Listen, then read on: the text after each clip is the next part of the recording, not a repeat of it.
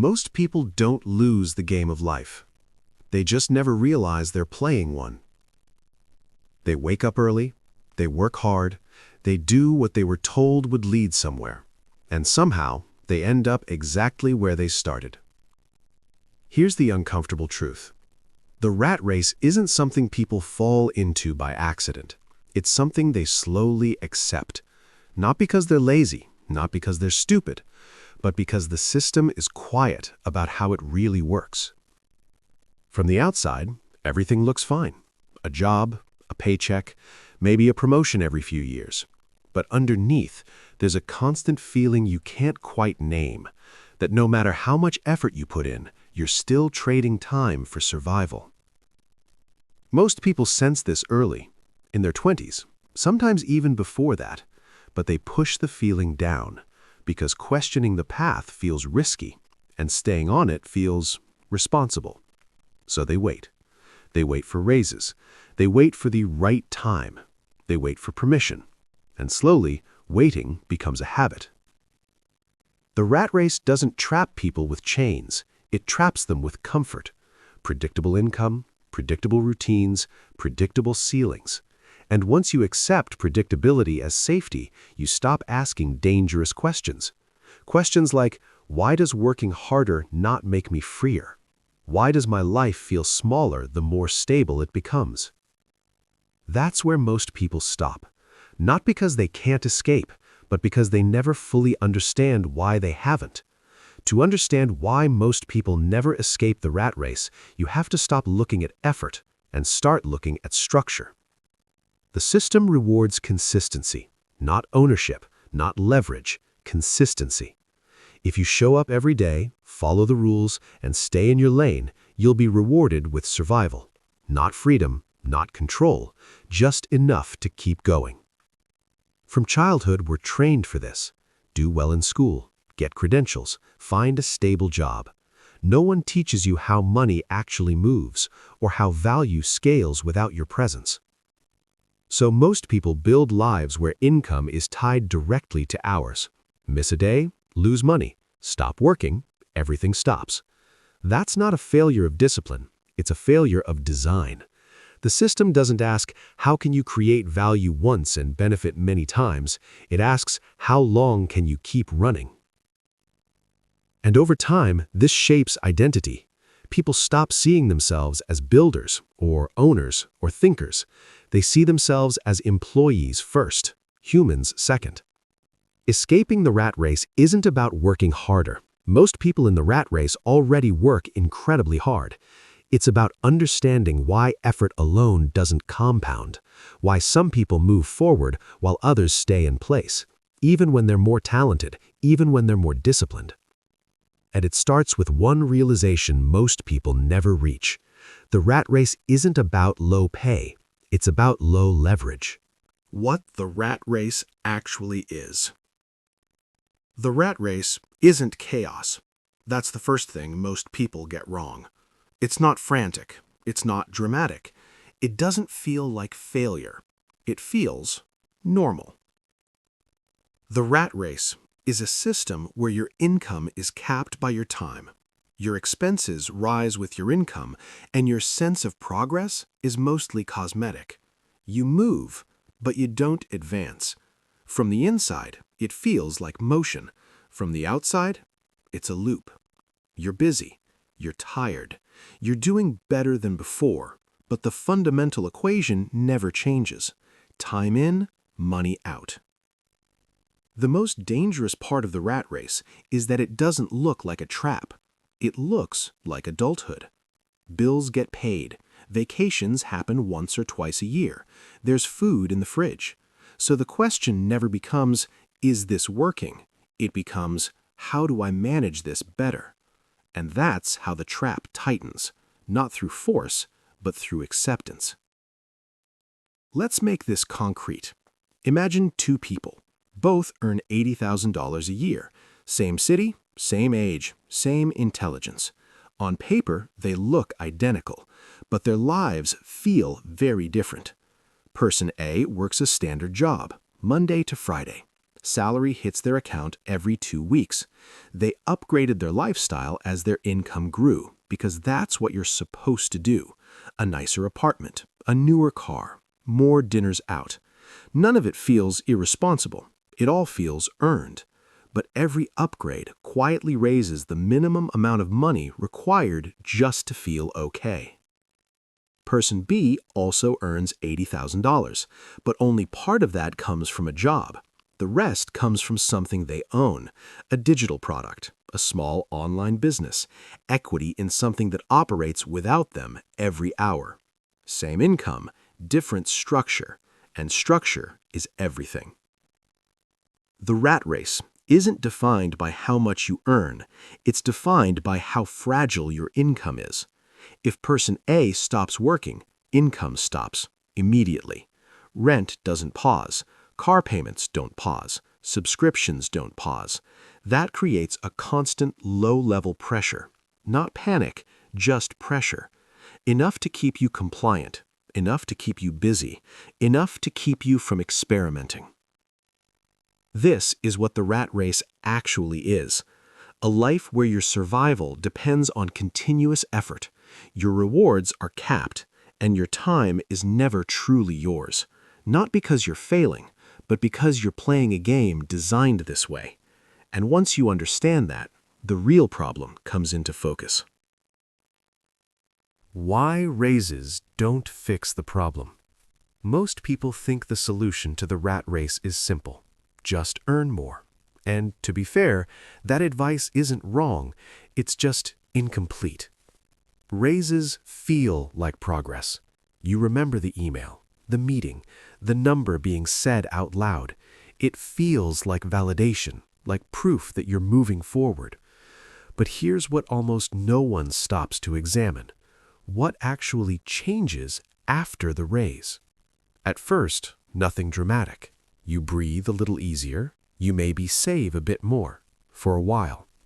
Then something subtle happens. Your standards adjust, not consciously, automatically. That's lifestyle creep. But it's not just about spending more, it's about identity. When your income increases, your brain rewrites the story of who you are. You're no longer someone getting by, you're someone at this level now. And with that comes expectations. A certain kind of apartment feels normal now. A certain kind of vacation feels deserved. A certain level of convenience feels necessary. You're not being reckless, you're being consistent with your new identity. This is where the psychological trap snaps shut.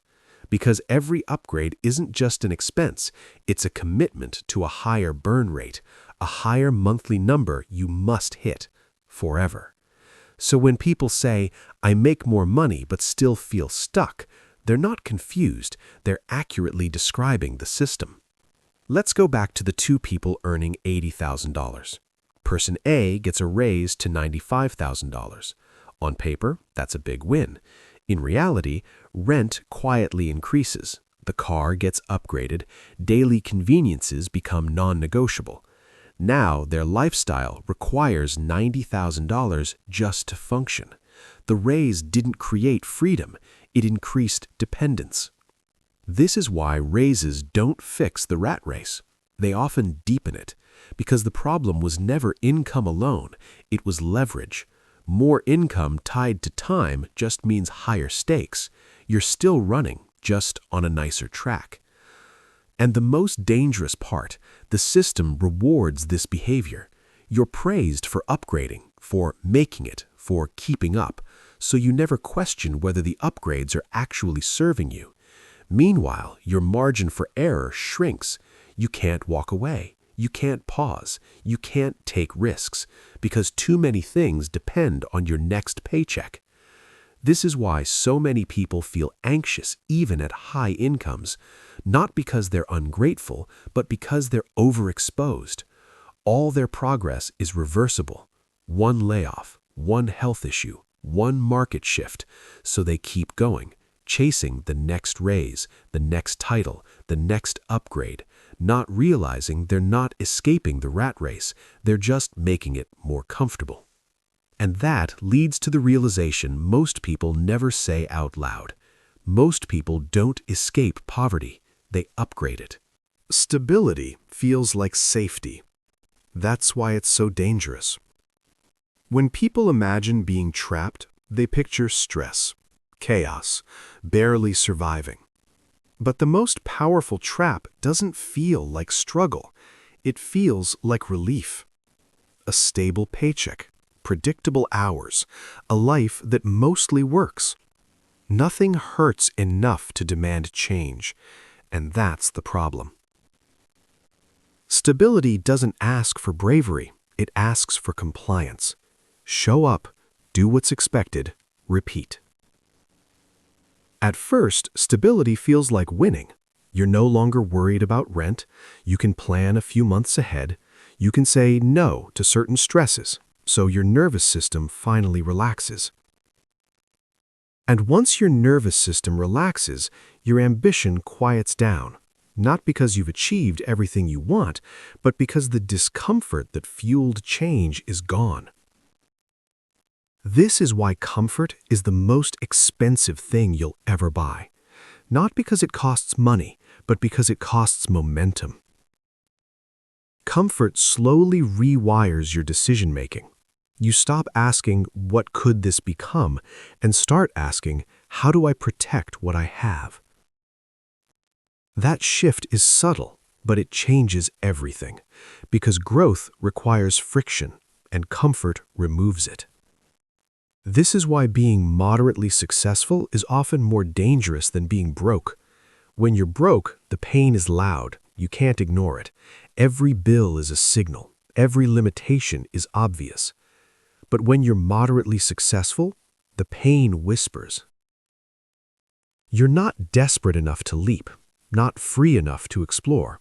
You're suspended. Your life works just well enough to keep you from questioning it. You tell yourself, this isn't bad, I'll figure it out later. At least I'm not struggling. And so later keeps moving. 1 year becomes 3. 3 becomes 10. Stability doesn't trap you by force. It traps you by convincing you there's nothing urgent to escape.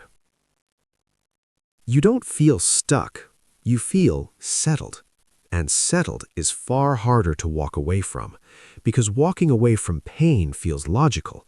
Walking away from comfort feels irresponsible. That's the invisible trap. So why most people never build an exit? Most people don't fail to escape the rat race because they lack intelligence. They fail because they underestimate the timeline.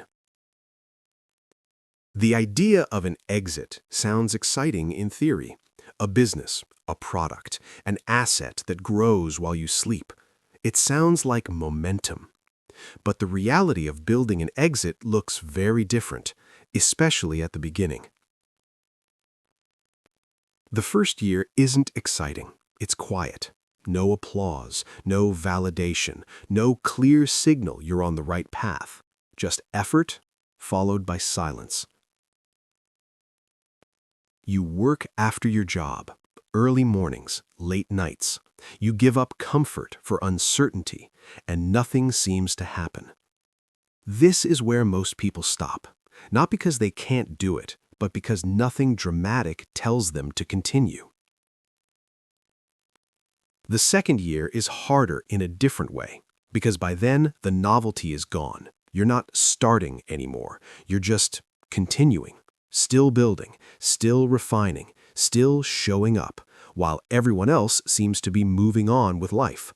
Promotions, vacations, visible progress. This is the weight most people don't anticipate. The boredom, the monotony, the feeling that you're sacrificing present comfort for a future that refuses to introduce itself. There's no cinematic montage, just consistency. And consistency without feedback is exhausting. This is why most people never build an exit, not because it's too hard, but because it's too quiet. The system is loud. Deadlines, meetings, paychecks. It constantly reminds you that you're being productive. Building an exit is silent. No one checks on you. No one cares if you quit. No one notices if you keep going. So eventually, stability starts whispering again. Why are you doing this? You're tired. You're already doing fine. And that voice sounds reasonable, because it is. Comfort always makes a strong argument. Walking away from the exit path doesn't feel like failure. It feels like relief. You get your evenings back, your weekends back, your mental space back. And just like that, the future you were building quietly dissolves. Not in a dramatic collapse, but in a gentle return to normal. This is the truth most people never hear. Escaping the rat race doesn't require intensity. It requires endurance. The ability to keep going when nothing is happening, when progress is invisible, when motivation fades, when comfort starts negotiating. Most people aren't unwilling to work, they're unwilling to wait. And the exit always demands waiting first. That's why so few people ever leave. Not because the door is locked, but because the walk to it is longer, quieter, and lonelier than anyone expects. And here's the question that changes everything.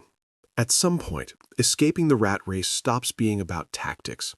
It stops being about income streams, or side hustles, or strategies, and it becomes about identity. Because two people can hear the same ideas, and only one of them will act.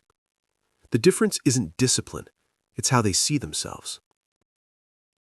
Most people live inside what we'll call the worker mindset, not because they're weak, but because it's the default. The worker asks one core question: what do I need to do today? How do I perform well? How do I stay employed? How do I meet expectations? The worker measures progress in effort, hours worked, tasks completed, approval received. And there's nothing wrong with that, until effort becomes the ceiling. Because the worker mindset is focused on execution inside someone else's system. Even when the worker earns more, they're still optimizing within boundaries they didn't design. Now contrast that with a wealthy thinker. Not someone rich, someone who thinks differently. The wealthy thinker asks different questions. Not, what do I need to do today? But, what am I building? Does this scale without me? Does this create leverage? Will this still work if I step away?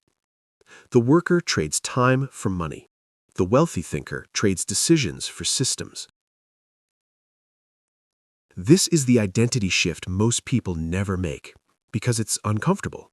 It requires admitting that working harder isn't the answer, that productivity can be a distraction. And that question, the dangerous one, is this: am I trying to look successful, or am I actually trying to be free? Most people never ask it, because once you do, you can't unsee the answer. Escaping the rat race doesn't happen all at once. There's no dramatic resignation email, no overnight transformation. It starts with one decision: quiet, private, heavy. A decision to stop optimizing for appearance and start optimizing for leverage. This decision doesn't change your life immediately. It changes the direction of it. From that moment on, you start thinking differently. You don't ask, how can I get paid more for this? You ask, how can I get paid without repeating this? You don't chase validation. You tolerate invisibility. You don't rush. You build. And slowly, almost imperceptibly, your life starts diverging from the default path. Same job, same schedule, but a different intention running underneath everything. This is why the decision feels heavy, because it's not exciting. It doesn't give you status. It gives you patience. And patience is something the modern world never rewards up front. If you've made it this far, you're already thinking differently. Not better, just differently. You're starting to see that the rat race isn't escaped by force, but by design. And design takes time. This channel isn't about quick wins. It's about building leverage quietly, thinking long-term, and choosing freedom before it looks impressive. If that's the kind of path you're on, or the one you're considering, you're welcome to walk it here.